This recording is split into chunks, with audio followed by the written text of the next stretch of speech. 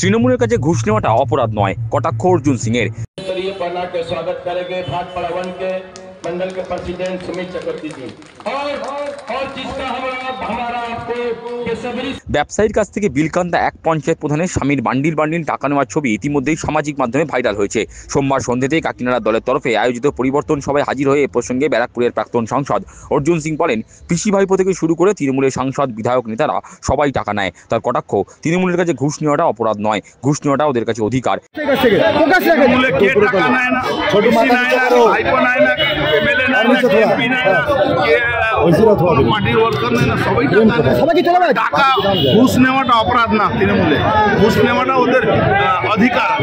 প্রসঙ্গত সনাতন সংস্কৃতি সংসদের উদ্যোগে রবিবার ব্রিগেড প্যারেড গ্রাউন্ডে 5 লক্ষ কণ্ঠে গীতাপাঠ অনুষ্ঠিত হল।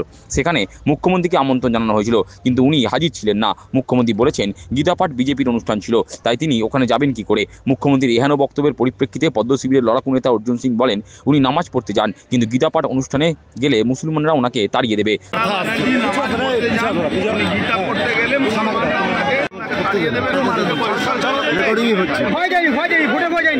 শিল্পাঞ্চলের জুট মিলগুলোর বর্তমান অবস্থা নিয়ে এদিন আক্ষেপ প্রকাশ করেন তিনি। শ্রমিক দরদি নেতা অর্জুন সিং বলেন, শিল্পাঞ্চলের জুট মিলগুলোকে শেষ করা ষড়যন্ত্র চলছে।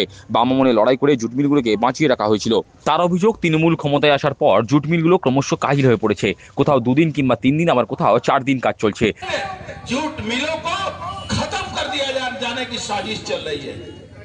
हम लोगों ने बड़ी मुश्किल से बड़ी लड़ाई लड़कर सीपीएम के जमाने में भी क्षेत्र के जूट मिलों को हम लोगों ने बचा के रखा, लेकिन जिस तरह से अगर ये सरकार रह गई तो आज जूट मिल कभी 5 दिन, कभी 4 दिन, कभी 3 दिन, कभी 2 दिन, इस तरह की स्थिति है।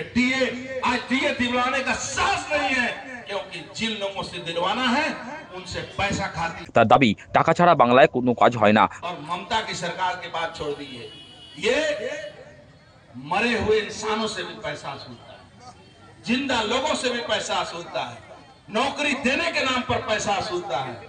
आज पूरे बंगाल की स्थिति यह है कि हर जगह बिना पैसा दिए हुए आपका एक भी काम नहीं हो। প্রসঙ্গত এদিন বিজেপির ভাটপাড়া 1 ও 2 মণ্ডলের উদ্যোগে কাকিনাড়ায় পরিবর্তন সভার আয়োজন করা হয়েছিল।